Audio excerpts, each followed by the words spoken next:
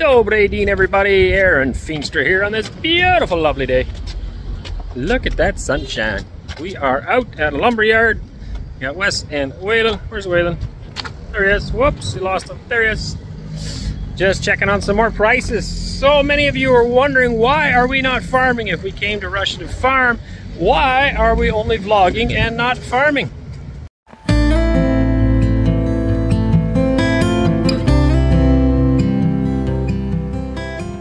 So we came here, 4 months ago, a little over 4 months ago, to farm. That is our plan. But it's not an easy step. It doesn't just happen overnight. It's when my parents moved to Canada in 1988, they already had a farm purchased prior to coming. They came on an initial visit, looked at some farms, they bought a farm, and then they left, sold everything they owned in the Netherlands, and then moved to Canada with all of us children and started farming immediately. It is not that simple here in Russia. So what is so complicated about it? In Canada at that time, at least, you could get residency, permanent residency status on entry. And I don't know what the basis was, if there was a certain amount of money maybe that needed to be invested. I'm not sure. I was just a child. But here in Russia, that doesn't exist. And we already knew that before coming here. It is a bit more of a process that needs to be worked through. First of all, we needed to get quota, which we had received before coming, and then the next step would be the temporary residency and then permanent residency.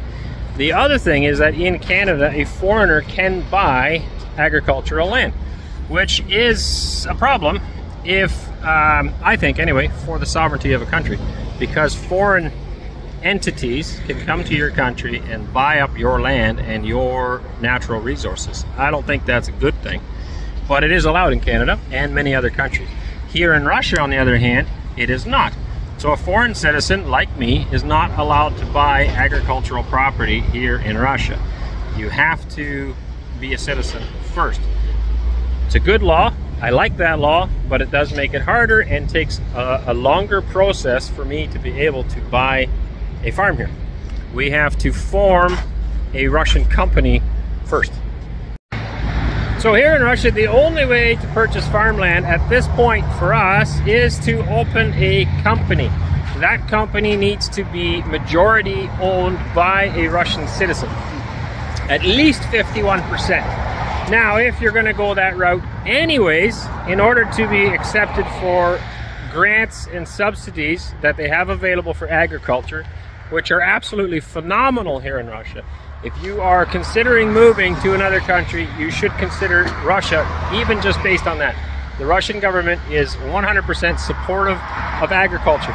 If you're in Europe right now, you know what kind of support you're getting. Compare that to the support here.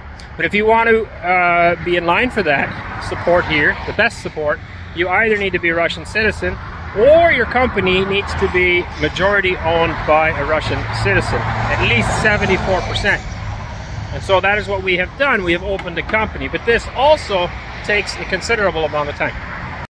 For the record, this is really cool. So I'm going to advertise for them. I hope that shows up on the screen. This is a hot tub. A really cool one. You climb up these steps and you climb inside this hot tub. And it's wood-fired down below here. Open this little guy up.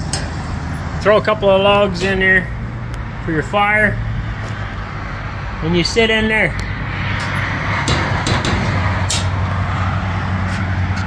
I am not getting any kickbacks or any payment for this. They don't even know I'm here. I just happened to stop here and I was like, hey, that looks like a hot tub. And I think it's really cool. There's the inside. You can sit in here with a bunch of people. Very neat. If you're in need of a hot tub, this is available. The next thing to take into consideration is there are various ways of setting up a company. You can set up an LLC, you can set up a peasant farmer enterprise. I'm not going to pretend to understand all of it, but each one has different tax implications and different implications moving forward that could be beneficial or not beneficial depending on where we're going with this. And so that all needed to be determined as well and need to be discussed and just kind of figured out. It's not, again, it's not a straightforward thing. In Canada, we always had our farm business in our personal name. Here, it is, I think that's possible as well, but they recommend forming it up like this. So that's all stuff that we needed to figure out. Now, one of the determining factors on whether or how we were going to set it up, whether it would be an LLC or a peasant farmer enterprise or any other way of setting it up, is what kind of farm are we going to be getting? What are we going to be doing with the farm?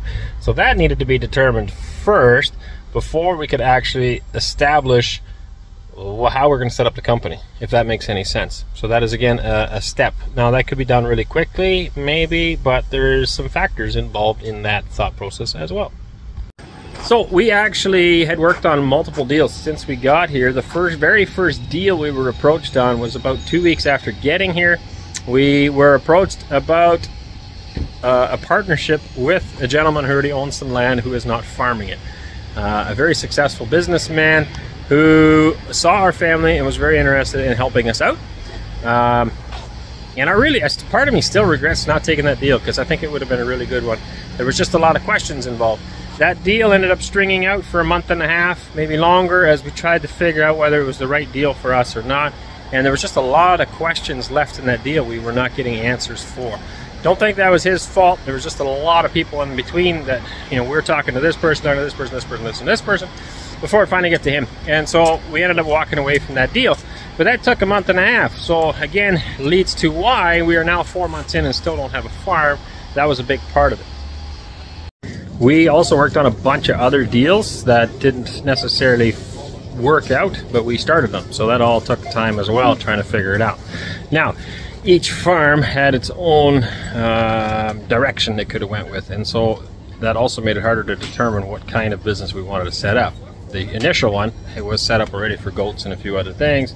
Some of the other ones we looked at would have been, yeah, we would have headed in a different direction, basically.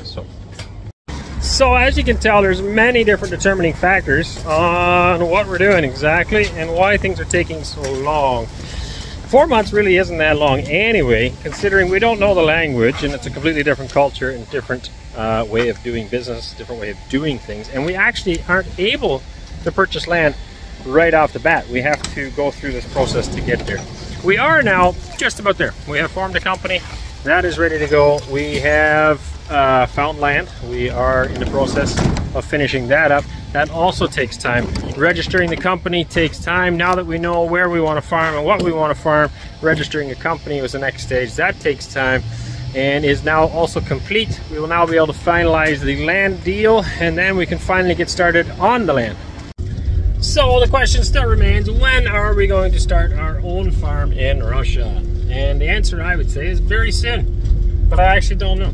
We live day to day, and so much of it is out of our control that we have really been learning to live in faith and not by sight, and just taking each day as it comes, hoping we get one step closer every time. We believe God brought us here. We believe God is making a way, and so we will just keep trusting in Him.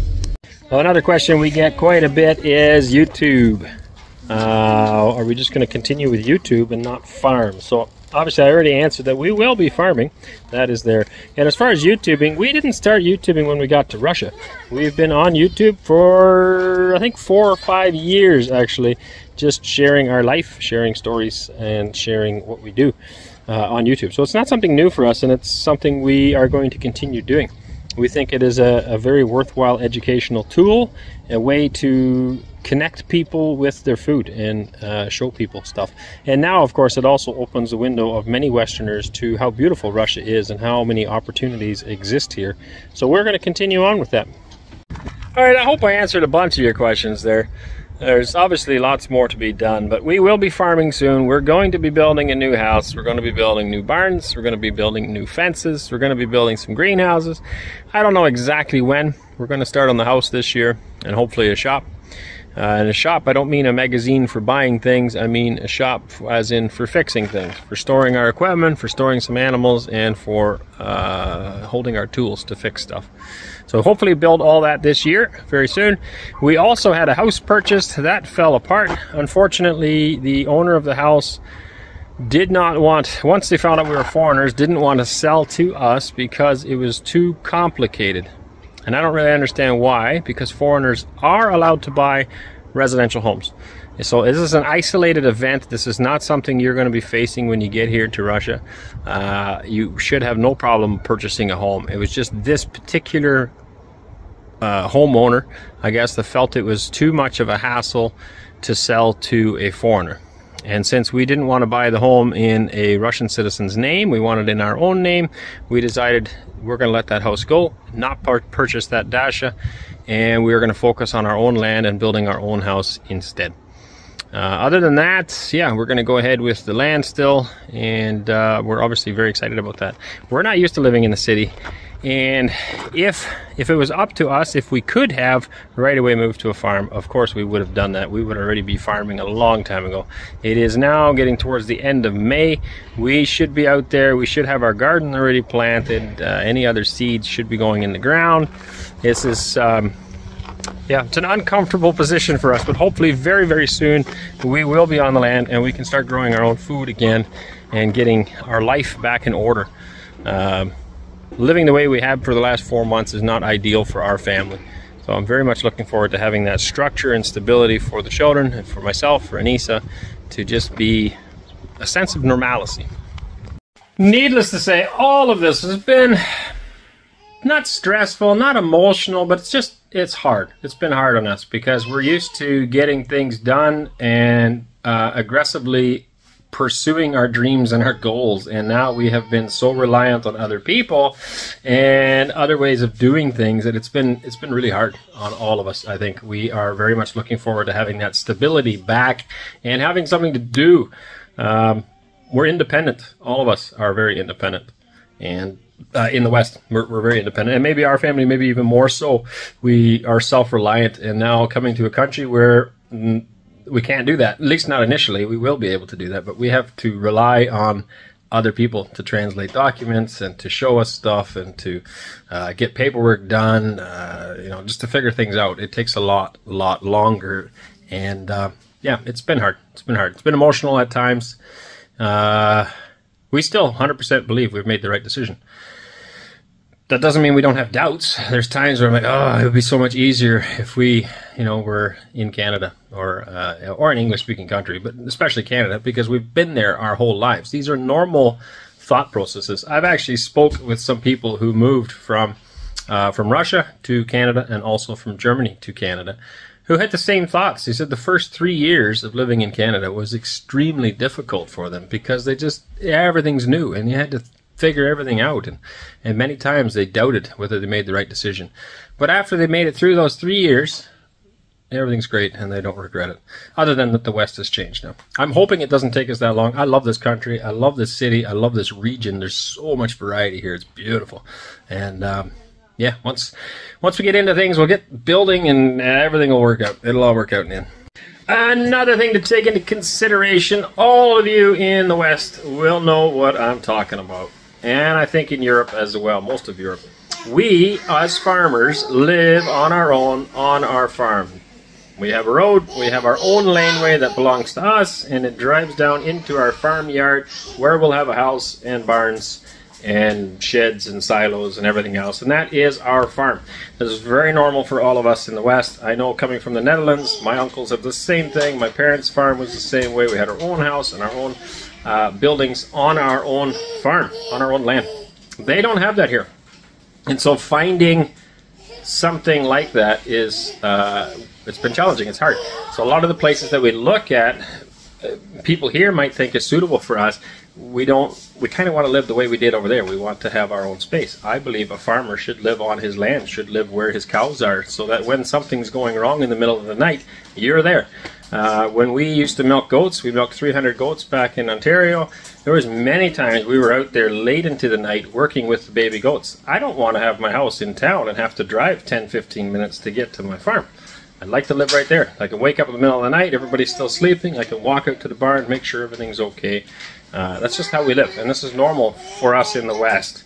Not so much here. And so it's been a challenge trying to find a farm that would fit that. And ultimately we decided that we're not going to find it. and we have decided to buy bare land and build it. And so that also is a process, and is also why we have not yet started farming. It's all coming to fruition now, and I look forward to showing you guys what we have planned and what we are hopefully going to be able to build here. All right, I hope that answers some of your questions. Thank you guys for your love and your support of our channel. God bless you, and we'll catch you in the next video. Hey everybody, Arend here from Countryside Acres. We are excited to announce that we are hiring. We are looking for a personal assistant that is fluent in English and in Russian. Not only in speaking, but also in thinking English and Russian. If that's you, and you live in the Nizhny Novgorod area or are willing to relocate to this area, please send us an email. It's in the link down below, and we would be glad to hear from you. Hey darling, can I tell you what's been on my mind? Sick and tired of the 9 to 5 in the city life. Hey darling, we could get out of town, see the beautiful world around, wanna see it now.